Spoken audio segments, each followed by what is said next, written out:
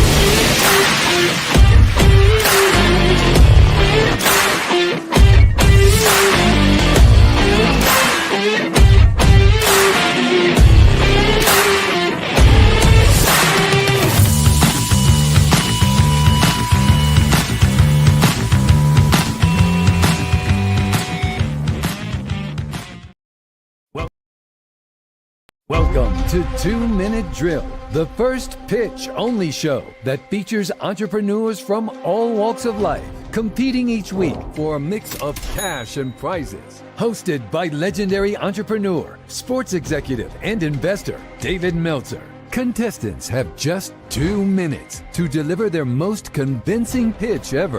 Who will fold under the pressure? Dude, maybe you need to go get some therapy. I don't think anyone's gonna work for you. And who will thrive? I thought your pitch was outstanding. After the pitches are complete, the judges will deliberate to decide our champion. You need to, in my opinion, figure out how you can niche down so crazy small that it's perfect. Will they rise to the occasion? So we just missed that heart inside the pitch. It would change everything. Will they blow away the judges? I thought your pitch was amazing, and every step of the way you were hitting it.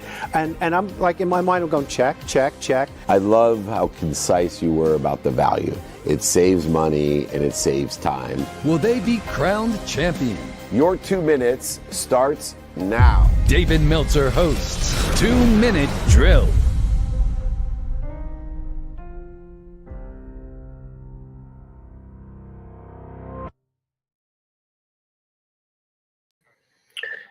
Never know what happens to the Meltzer Studios in the Ferocious Buddha Productions. These sizzles change again and again.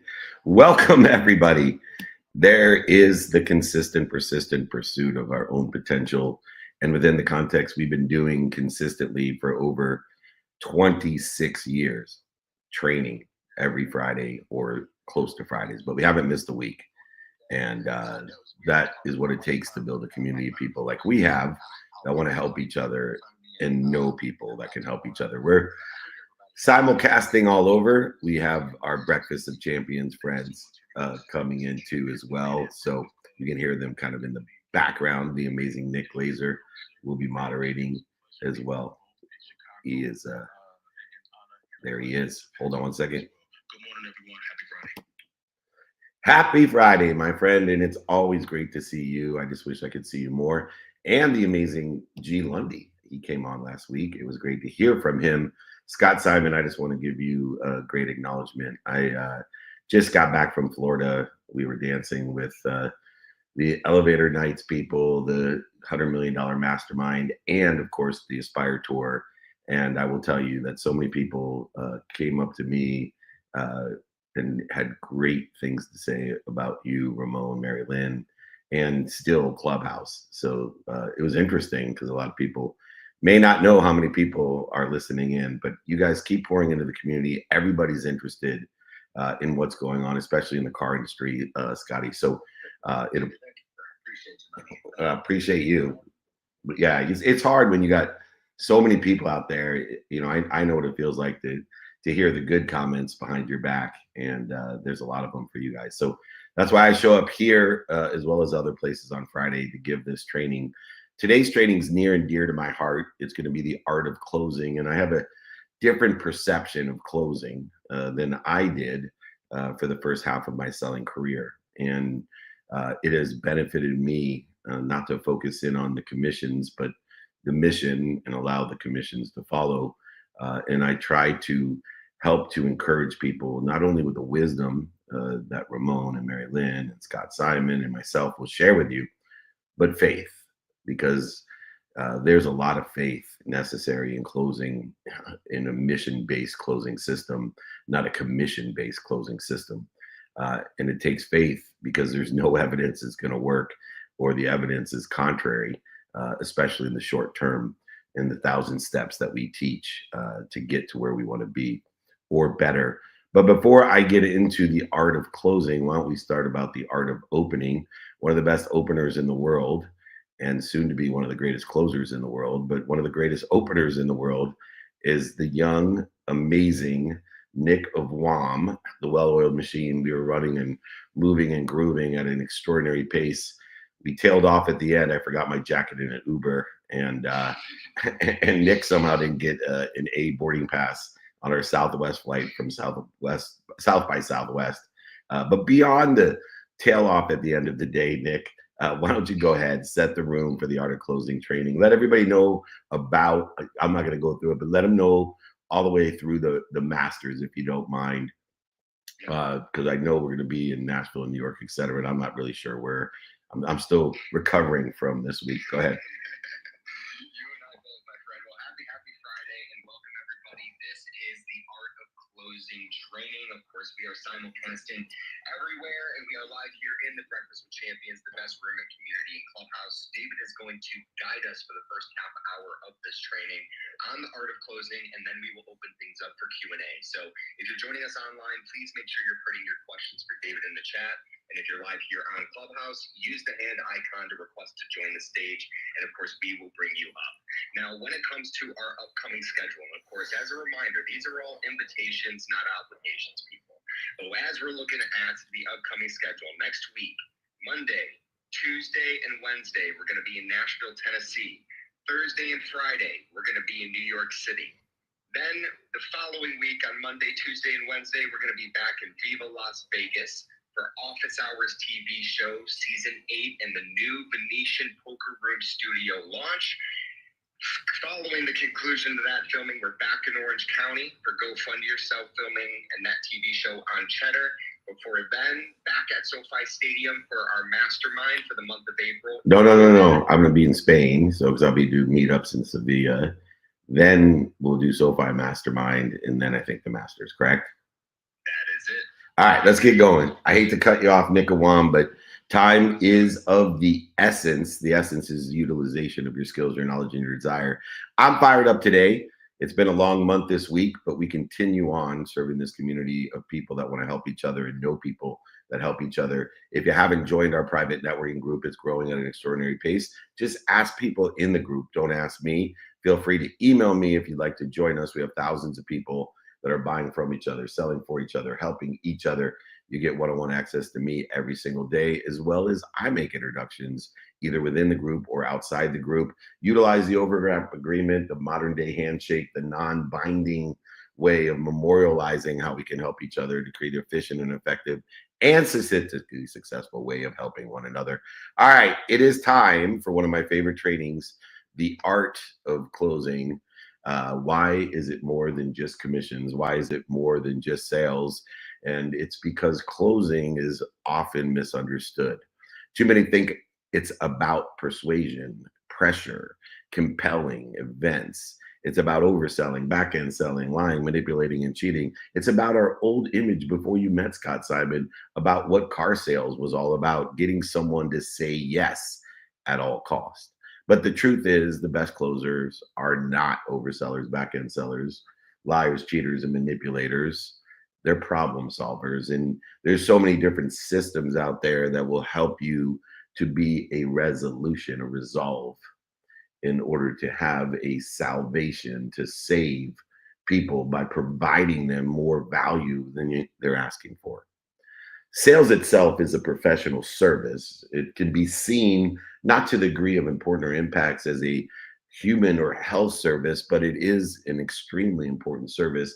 Without the capability of articulating a quantitative value to exceed what you're asking for, you cannot lead your family, your friends, your associates, your community, or your business. It's about identifying the value and aligning the value with what value is, aligning it with resolve and resolution from the great solver that exists, all the information and energy that exists, and creating value that's so compelling and articulated so well that the decision to share in that value becomes a mutual conclusion, a natural memorialization, a modern day handshake. And that's why we use a codification and memorialization called the overlap agreement that says, I'm going to overlap every day looking for how I can be of service or value or how you can help me. And let's just memorialize it, knowing that time, emotion, and value is going to change. And we can recognize, remember, recollect each time and make changes to allow for the time, emotion, and value to change. Of course, there is binding agreements that are necessary according to the rules and regulations and the laws that exist in our land. But if you approach sales, even in the binding mechanism, with the mindset of being of service and of value, not overselling, back-end selling, lying, manipulating, and cheating, or feeling cheated, you'll build long-term community with short-term wins.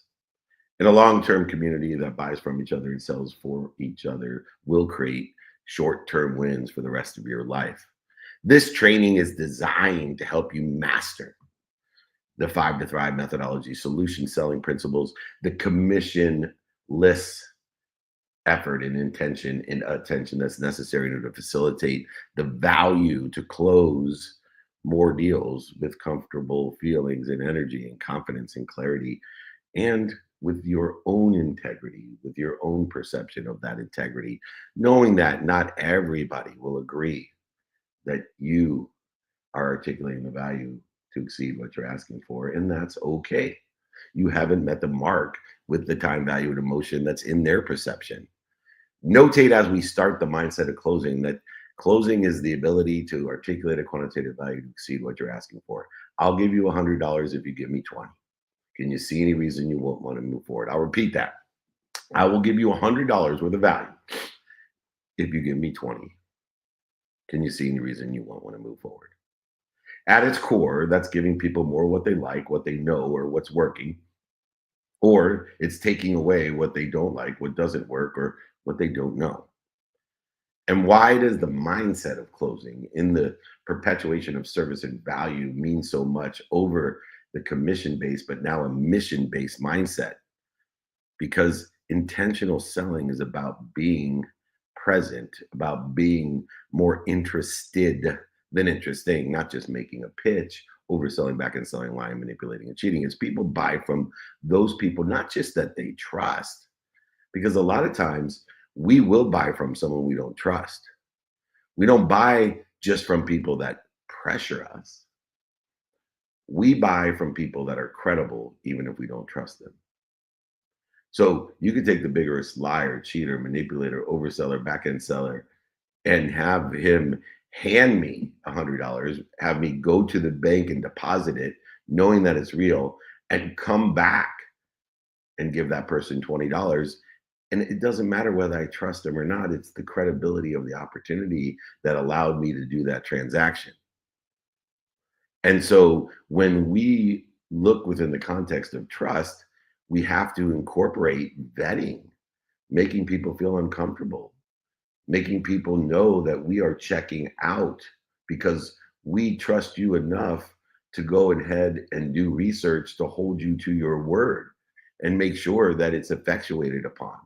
So many people, they know somebody is not trustworthy, but they also know somebody is not credible. And then what they do, because they want the deal so bad and they hope that it's real, regardless of whether they trust or think the person's credible, they go ahead and don't ask the hard questions, the uncomfortable questions. They don't call the references. They don't look at the bank accounts or the cost of goods or whatever it is. They don't do that. And then when the deal doesn't work out the way that they wanted it to, they blame that person because they know they're not trustworthy. They know they're not credible. And they go ahead and blame them for what they already knew. A salesperson who approaches every interaction with service and value and mission instead of desperation, overselling, back and selling, lying, manipulating, and cheating, and commission in mind, creates a long-term community of people that buy from you and sell for you for life with short-term wins. Closing is simply a continuous outcome. It's a natural outcome, delivering value and more what they like, don't like, taking away what they don't like, working, not working, know or don't know. And this natural outcome delivers that value without forcing someone to make a decision. It's allowing them to share in the vision according to their perception and the time, value, and emotion that exists, the circumstances that exist at that time of the decision. Knowing that at the time of the decision that the circumstances will change immediately, instantly, after the decision is made, the agreement is made. Very important in the mindset of closing and a service-based approach to a mission-based selling system.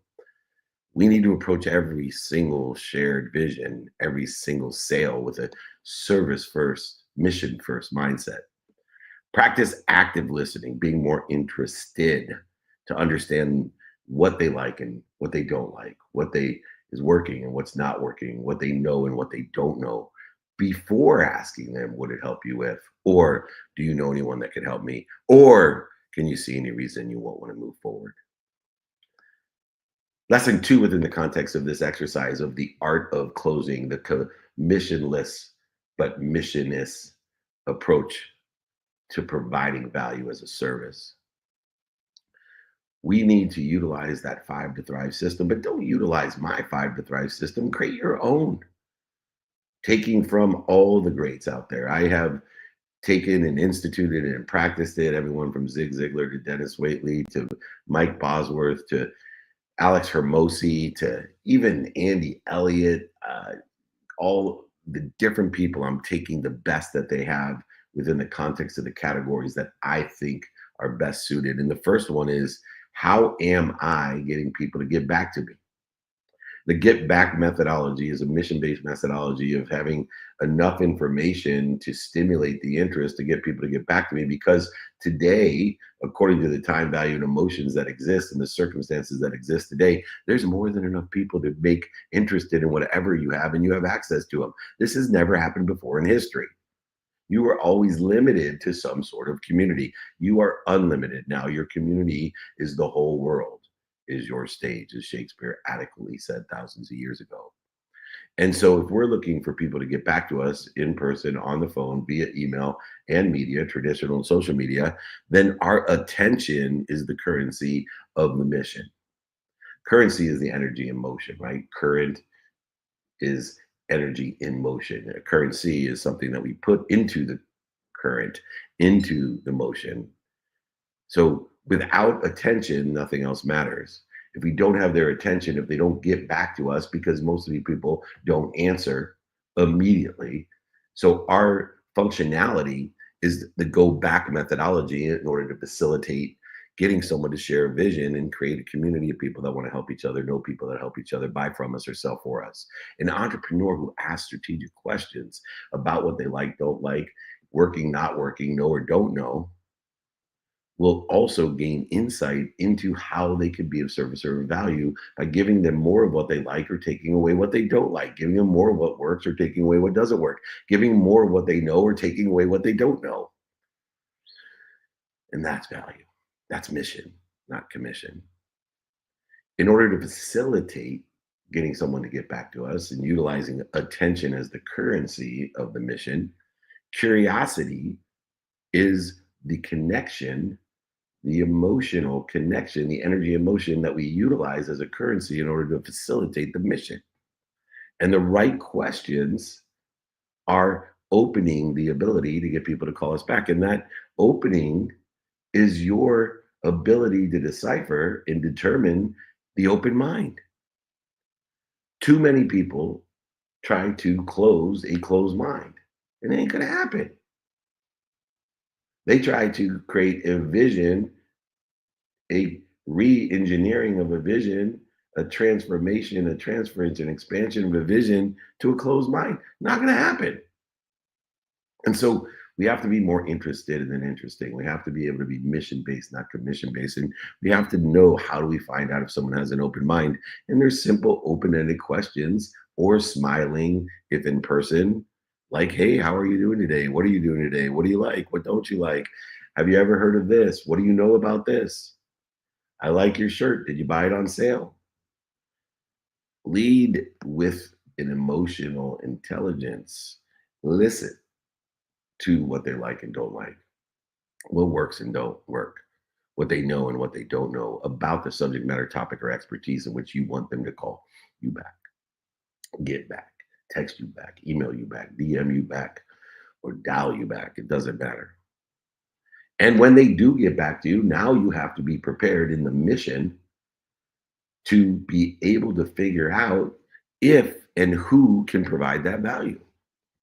It's not about convincing them when they get back to you. It's about aligning them, taking action, and preparing for adjustment.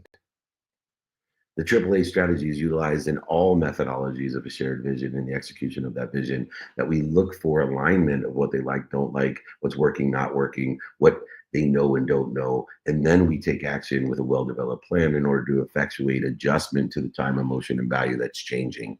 A salesperson who shares success stories that mirror the client's vision builds more of that trust and credibility, but actually builds more value in order to effectuate trust and credibility. People buy into solutions that they can see themselves in.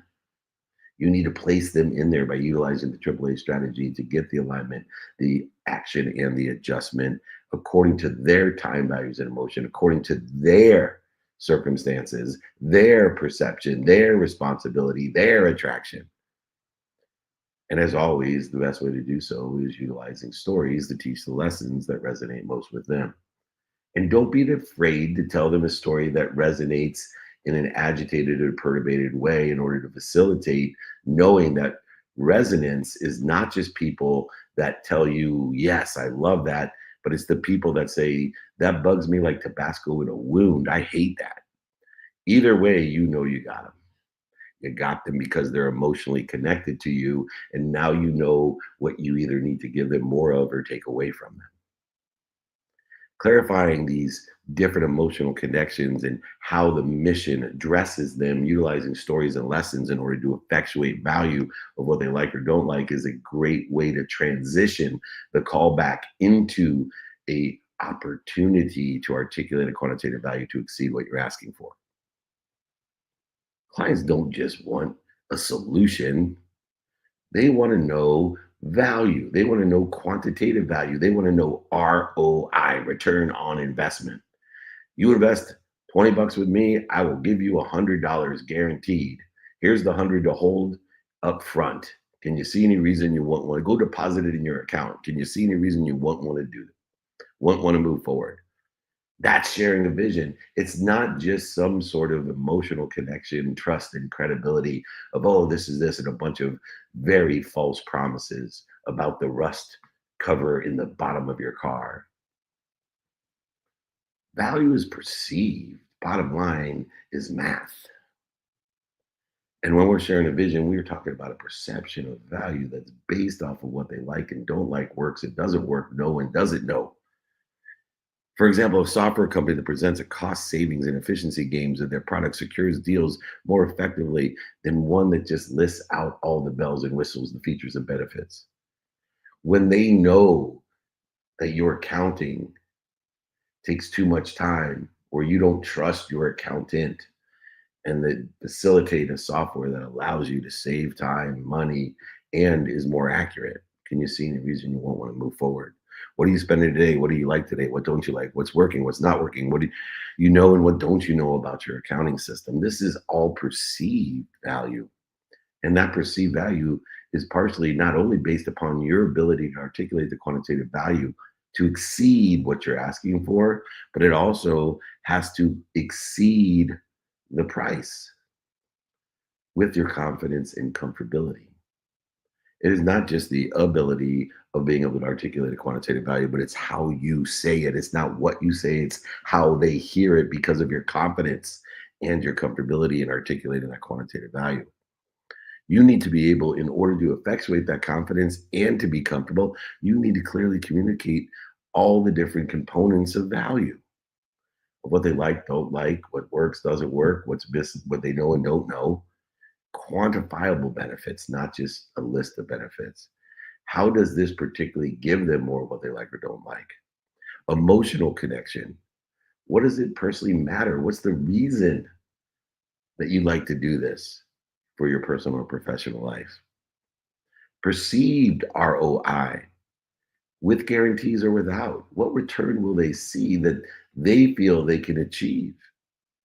And then the exponentiality factor of giving more value than you're asking for.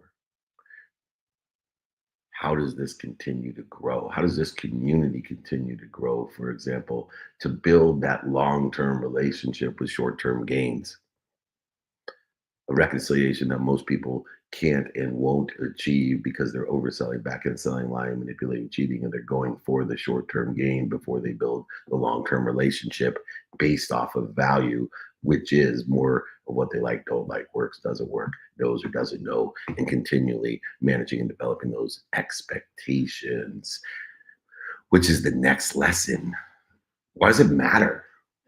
Once we got the sale, once we shared a vision, why does it matter? Well, I'll tell you why it matters, because 80% of what you do, if you're looking to build long-term relationships, a community of people that buy from you and sell for you, it matters most. It's 80% of what we do. You can always practice. It's a numbers game, getting people to get back to you, transitioning those people that get back to you to articulate a quantitative value to exceed what you're asking for and come to an agreement or a decision.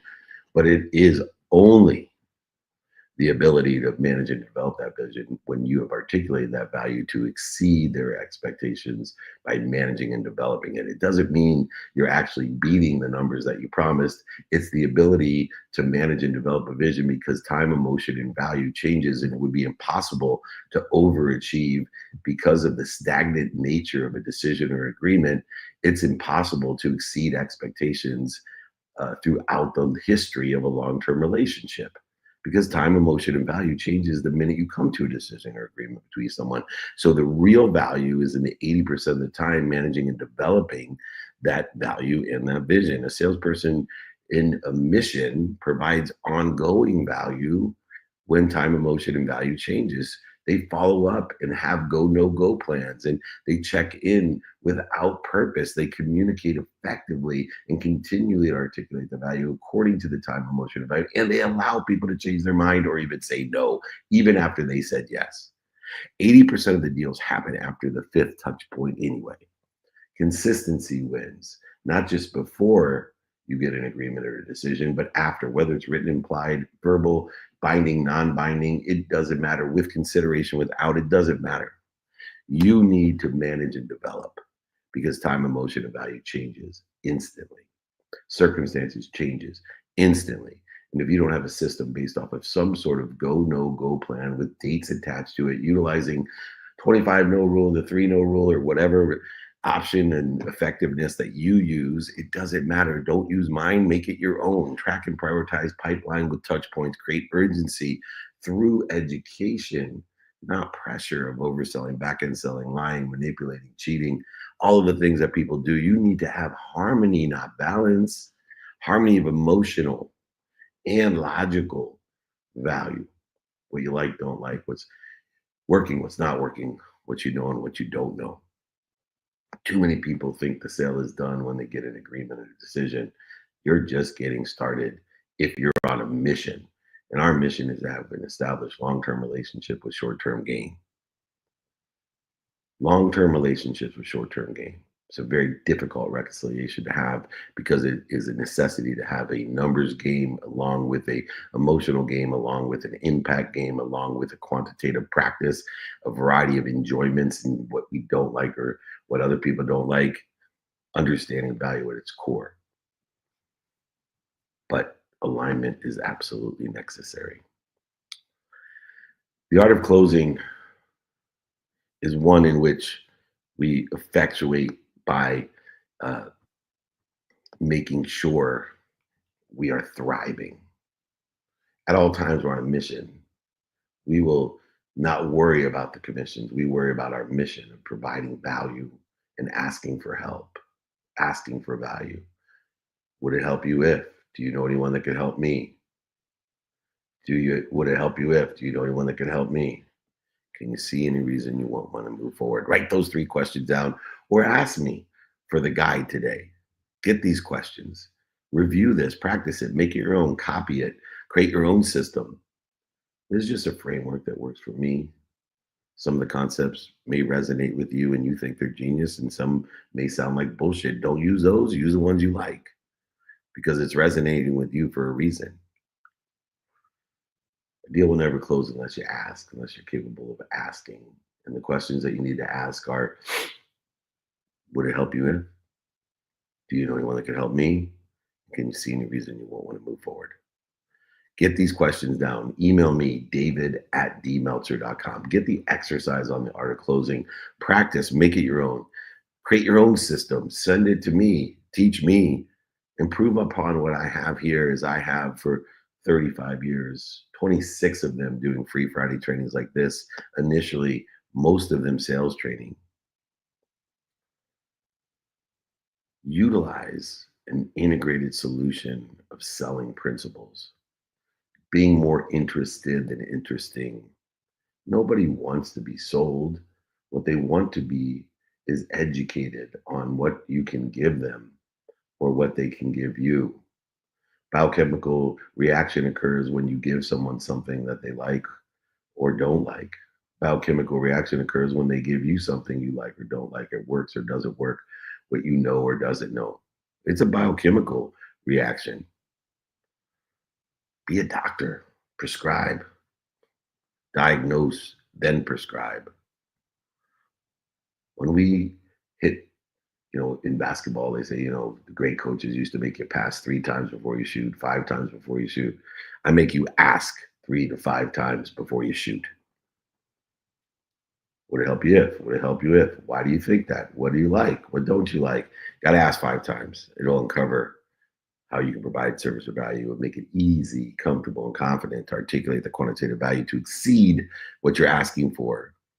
You got to use those 2 ears and the 1 mouth effectively in its own proportionality in order to effectuate being more interested than interesting. You dig deeper into the problems that have the capability in order to have the reasons, the impacts, as well as emotional connection to give you the credibility, knowing that if you're 100% credible, everybody will do what you say because it will live up to the trust and the vetting process, not just the trust.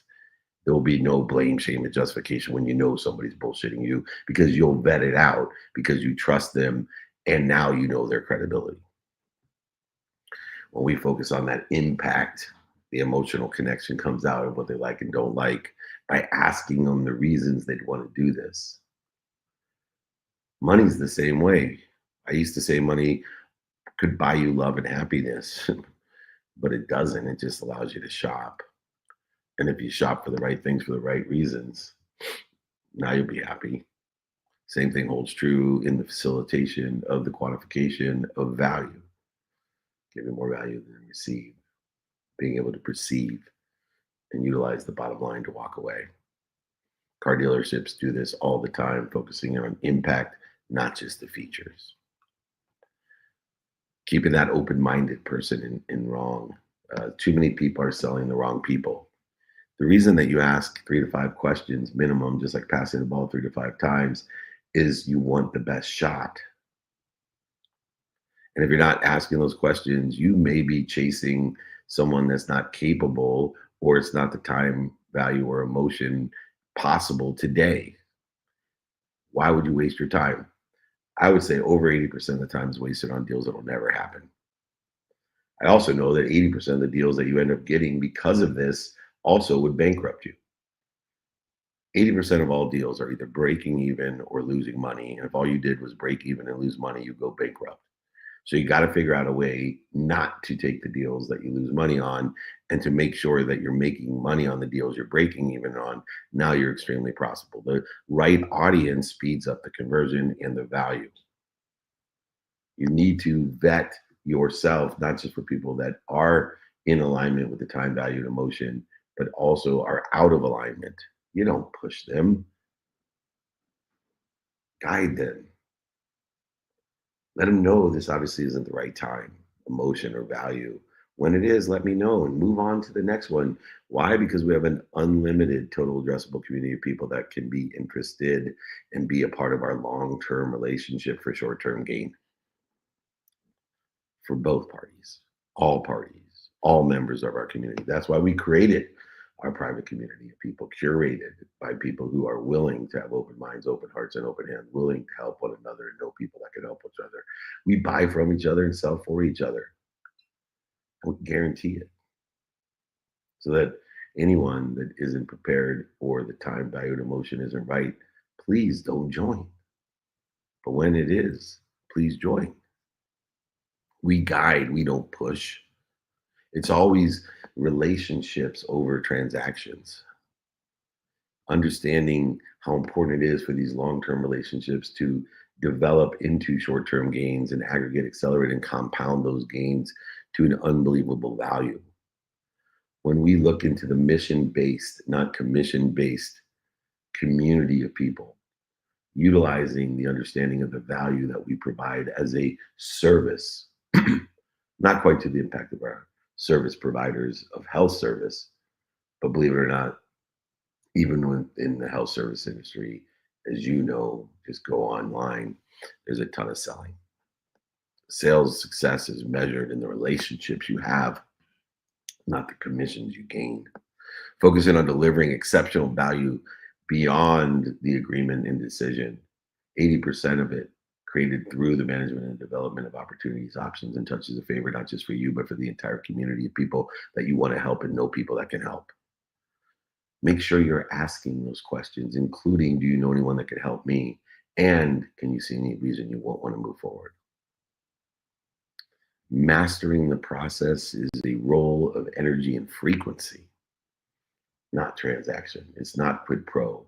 It's not giving to receive. It's giving more, being given more, receiving more, and asking for more than more so I can give more than more, be given more and more, receive more and more, and ask for more than more. It's a world of more than enough. It's an energy of abundance. It's a frequency of awareness that people will buy with confidence and certainty because of your capability of asking questions about what they like and don't like, what works and doesn't work, what they know and they don't know.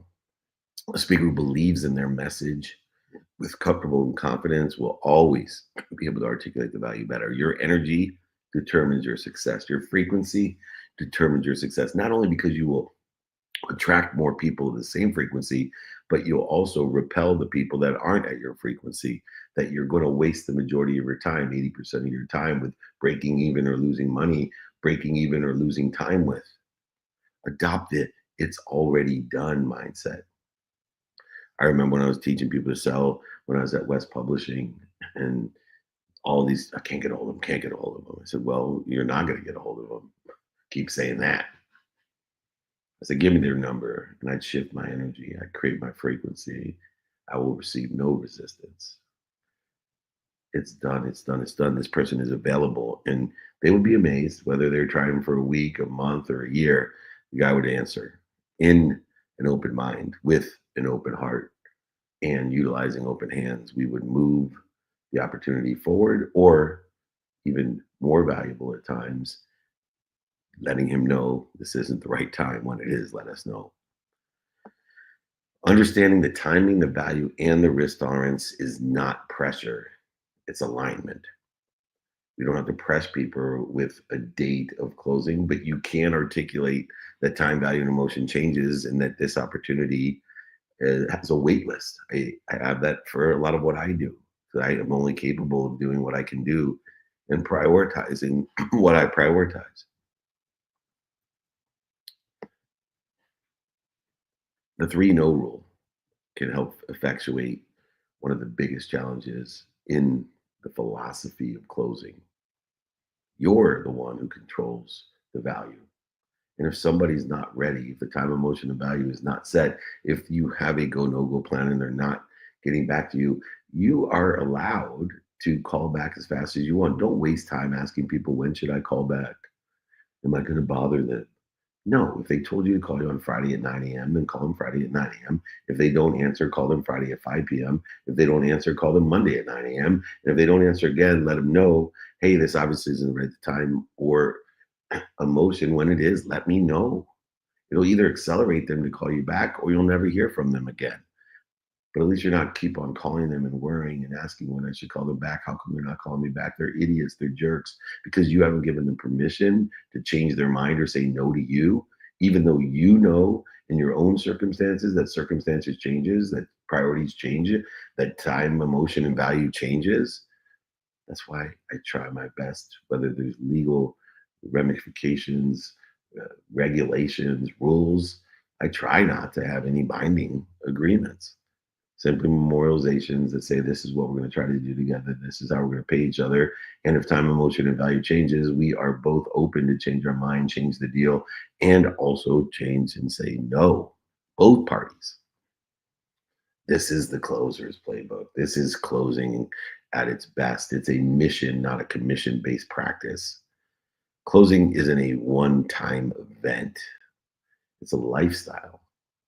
It's the ability to enjoy the consistent, persistent pursuit of your potential and facilitating the value that we can provide. It's sales as a service, giving people more what they like, taking away what they don't like, what works, doesn't work, what they know or don't know.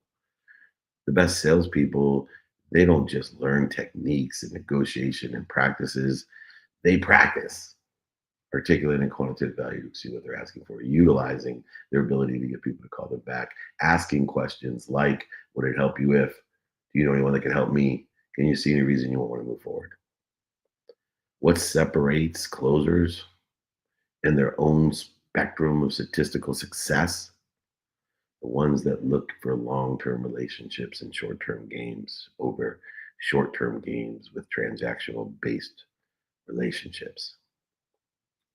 Every single interaction, every callback starts with something bigger. They follow up with more value of what they like, don't like, what's working, what doesn't work, what they know and what they don't like. The fortune is in the follow-up, in the management and the expectations, in the AAA strategy, but only when it's meaningful, aligned with the reasons, impact, and capabilities of the time, value, and emotion that's presented according to the circumstances of the day and the meaning of the past. They stay solution-focused. Not overselling, back-end selling, line manipulating, cheating. Not looking for some short-term win, because if you cut the line, and we're going to see it more as the economy turns a little bit, the people that cut the line are going to go back to the line. 2008, I went to the back of the line. Went bankrupt, over $100 million went right to the back of the line because I was taking shortcuts. I wasn't living in sales as a value, as a service, the true SaaS solution. I wasn't living in my best ability by providing more value of what they like and don't like. I wasn't doing that. And I had to go to the back of the line. I had to get out of the commission-based mindset and put myself into a mission-based mindset to create long-term relationships with short-term gains. And yes, here I am 18 years later, reaping the rewards of thinking long in my relationships with short-term gains. Remember, the keys to success in sales is being more interested than interesting. Your curiosity, service first approach, the mission-based, not commission-based commitment of providing value by asking 3 simple questions. Would it help you if? Do you know anyone that can help me? Can you see any reason you won't want to move forward in a confident, comfortable way? You got to practice it. I practice it every day. Part of this training is me practicing it, reminding, remembering, recollecting with all the information that's available through my source and all the power and energy that's available in my source, who's protecting, promoting, loving, perfecting me, even in this training. and I'll make it available for you. All you got to do is email me for free, david@dmeltzer.com. I'd be happy to give you the exercises, the guides, the outlines, the questions, my book, whatever you need.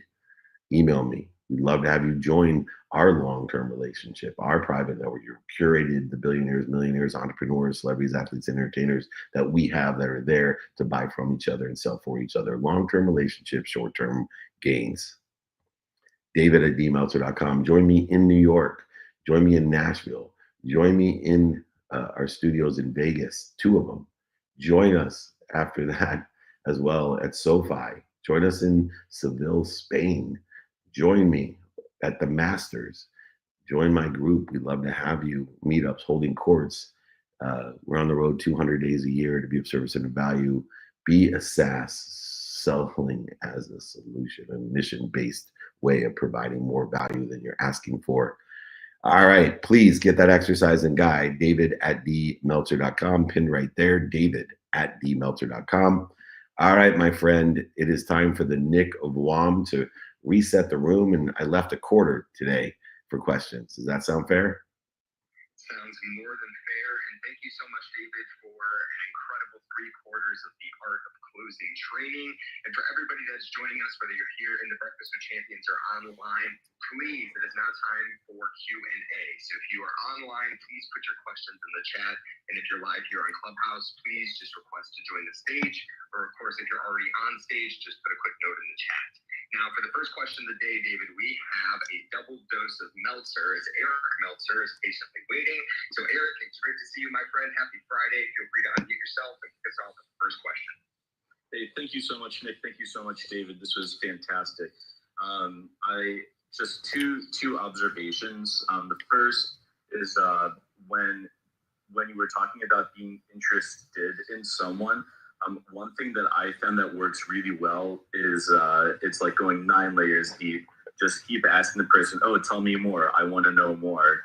And I found it to be a really good way just to keep going and going and just opening up the trust so that so that's one thing that I found.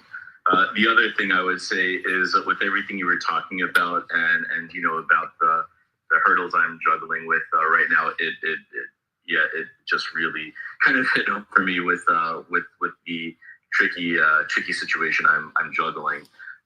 My question for you is, one of the approaches I use when I meet people is to just talk about like my life's mission, the Chinese human rights stuff that I do, so that I'm not just coming off as a high pressure salesperson. Like, look, it's not about getting a Lambo or Ferrari. It's about making the world a better place and saving people's lives. Is there can you offer any advice on how to not be too aggressive with it, or how to best balance, like when you're talking to a potential client about your life's mission beyond business, and how to get them on board with just you as a person? Yeah, so that was within the context of the credibility part, as you as a person is articulating the alignment between what you like and what you don't like, what's working for you and what's not working, what you know and what you don't know, according to subject matter topics and expertise, which includes your personal values, your experiential values, your giving values, and your receiving values. And when we can encompass this harmony and usage of time and the prioritization, pre-prioritization, post-prioritization of what time we're spending, what attention we're giving, what intention of what we do, say, think, feel, and believe, understanding the reasons I do it, the impact it has, and the capabilities I have, not only to help you, but to know people that can help you. All of these are encompassing and aggregating into this idea of who you are, your essence, by articulating the quantitative value of your skills, your knowledge of who and what, and of course, understanding the essence, the desire, the common denominator of all successful people, which is that desire that you must be what you can be. And when you do that, when you have the open-ended questions, when you're more interested than interesting, and you can articulate an alignment and take action but more importantly, even be able to prepare for adjustment, taking into consideration the time, emotion, and value that changes the circumstances that occur in the education and growth and expansion that is inevitable. These relationships will grow, but it's not just the relationships that grow, it's who you're growing with and who you're repelling away. I was telling a story, Eric, when I was at Aspire. I was with Gary Vaynerchuk, and we were talking about videos. He was up on stage, and he was super funny about TikTok. And we were talking about the difference between videos according to your frequency or your essence that get 4 million views compared to the ones that get 400 views. And I was explaining to him that the 400 view videos on LinkedIn are the ones that I really look at closely, not the 4 million view ones on TikTok, because I know the frequency or the essence of knowing who I am. Anyone that would take the time to watch that video that gets 400 views is at a different frequency. Awareness is more aligned with my personal experiential giving and receiving values, and is more valuable to my long-term relationships with short-term gains. And inevitably, I find the biggest CEOs, the billionaires, millionaires, entrepreneurs, celebrities, athletes, and entertainers that are aligned with my frequency in the 400-person videos, not the 4 million. And knowing that there are different frequencies, as I stated at the end of the training, and I really encourage people to go back and get the guide and think about and learn using that outline and making it their own and copying it and improving on it and expanding it, that they understand that it is a mutual symbiotic community of people that want to help each other and know people that can help each other. And that it's not just a one-sided binding agreement, it's a mutual memorialization. It's a reminder, it's a remembrance of the oneness, the unified, abundant, infinite system of thought that this collective, private group is facilitating and guaranteeing that value regardless of what changes, what circumstances occur. Does that sound fair? Yes, very much so. Thank you. Can't wait to see you in New York next week. Yeah, I can't wait to see everybody. We're going to be doing a meetup in Times Square, the Napoleon Hill Think and Grow Rich dinner. We'll be doing that on Thursday as well. So come join us at the meetup, at our dinner. Come join our private networking group. We'd love to have everyone. That's on Thursday at Times Square, 4 o'clock, and then dinner in Times Square as well. Restaurant too. I'm drawing my blanks, but come and see us.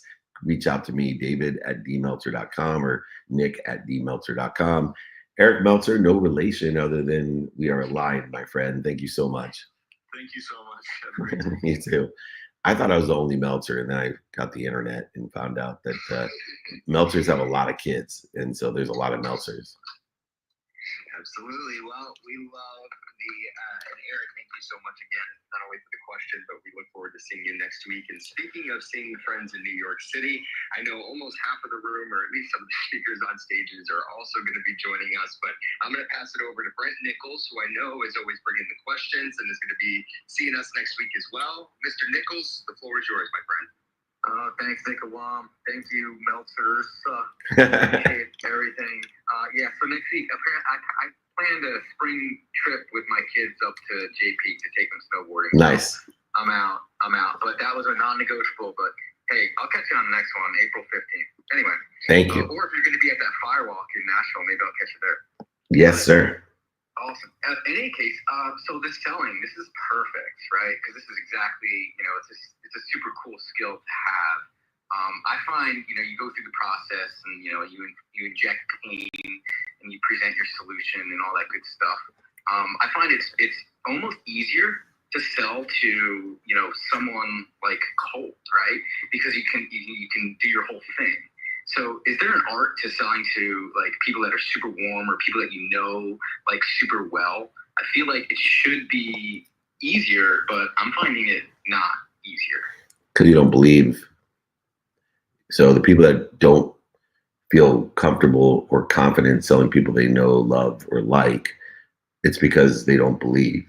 And so they mitigate that feeling by selling people that they don't know because they're not comfortable and confident in what they're selling. So I tell people all the time when they're raising money, they're like, oh, no, I can't go to my family. Oh, so you really don't believe that it's worth the investment. Well, what are you talking about? Well, you know, if it was me, you know, I personally, if I thought if you gave me $20 and I was 99% sure I could give you back 100, I'd be telling all my family and friends. Why wouldn't you? Why wouldn't you feel comfortable and confident selling your family and friends if you knew, right? I do this with cars. I had cars and it was like, dude, I don't need $5,000 for this old car, so I will give it to you for $1,000. But I sold my friends and family that car because I knew that it was worth more than I was asking for. And so you need to be honest with yourself and ask yourself that if I don't feel confident or comfortable selling people I know, love, or like, then I really don't believe that I'm going to make them more money than I'm asking for, because there shouldn't be any reason that I'm not asking them first if I got a killer deal and I believe in it. Does that sound fair? Yeah, that's kind of interesting because it's more, I mean, I believe, and I'm like hugely. Do you? Do you? Absolutely. Do you? Then why won't you be selling your family and friends if you believe that you're bringing all this value? Well, maybe because they're not an ICA and they can't. Well, that's not what you said, right? That's ridiculous. So this is what happens every time I call people out on this, right? They're like, well, they're not a potential client. They don't have money. Okay, well then I already told you that that's a closed mind. You don't sell a closed mind. So it has nothing to do with them being family or friends. They're not a prospect because they're not aligned. You can't, you know, I'm selling a $6 million house. I don't sell it to my family and friends who can't afford it. But if I was giving a great deal on my $6 million house, I would go to every family and friend who is in that market. So I'm not understanding your question anymore, Brett. Got it. No, I think I'm in the wrong circle because the people that need my product probably. No, that is the question. I think you nailed it, dude. I mean, look, I love to call people out to question themselves. I have done this for a year and lied to myself about me selling family and friends. And the truth is, I'm not going to sell other people if I'm not selling my family and friends, for the family and friends that are aligned with what I'm selling, right? If I'm selling bras, I'm not going to sell bras to my brother, although he may need them. That's a big 10-4. No, that makes a whole hell of a lot of sense. Very good. So fish in the right pond, right? Yes, you got it. And you signed up for the Firewalk with Bucky. I will be there as well. So that's in Nashville, but that's right after the Masters, right? I'm in negotiations with my schedule. All right, good. Well, I will see you April 15th at the NASDAQ in New York. But that'll be after the Masters, after the Firewalk into New York. All right. All right. Thank you so much, David. Happy Friday. Lots of love to you, Nick. And I love you, man. I hope I didn't hurt your feelings. I was trying to make a point there. No, dude. No way. All right, good. No, we need to hear the things we need to hear so we can grow and learn. Yeah, exactly. So sometimes I go fast and I'm not as kind to my friends as I should be. I call them their bullshit. So I love you. Thank you for being the victim and the example. 10 for it any day. All right. I love you, man. I'll see you. All right. Thanks, man. Bye. Oh, Nick knows what it's like to feel the perturbation. So we love the perturbation. It only makes us better. Now, with that said, we do have time for, I think we're going to have one more question here, and I'm going to pass it over to the wonderful Colleen to close us out. Colleen, the mic is yours. Please close us out with the final question of the day. I am here. Thank you so much. Hold on. Okay. My question this morning is, there was a great quote on your podcast, Dave, with Ryan Serhant, and you kind of touched on it earlier. And it was about how people don't want to be sold, but they want to shop with their friends. So that emotional connection is so important when you get on the phone. What do you do to prepare yourself emotionally before you pick up the call to make that sale? Oh, great question. And that's probably the quote that made me love Ryan Serhant the most. Because, I thought he was a Bravo star. Was not extremely excited to think that this guy was aligned and credible in what his sales capabilities were. And ever since I met him, he has only exceeded my expectation of his capability. And he's one of the world's greatest sales teachers and salespeople that I know, because he's truly mission-based. And he understands that emotional connection part in which you're asking about. And so when he said during that interview, and I encourage everyone to go back, listen to the playbook, whether it's on Apple TV, Reach, on Sirius XM, Spotify, wherever you want to listen to it, it's there. Listen to Ryan. But when he says, you'll hear me, I'm blown away. And I think you may have been there or you listened to it. I forget, it's years ago, but I know he blew me away when he said that people don't want to be sold. They want to shop with friends. Aligned with the mission, long-term relationships, short-term gains. And then in that facilitation is the emotional aspect. Look, emotions are energy in motion.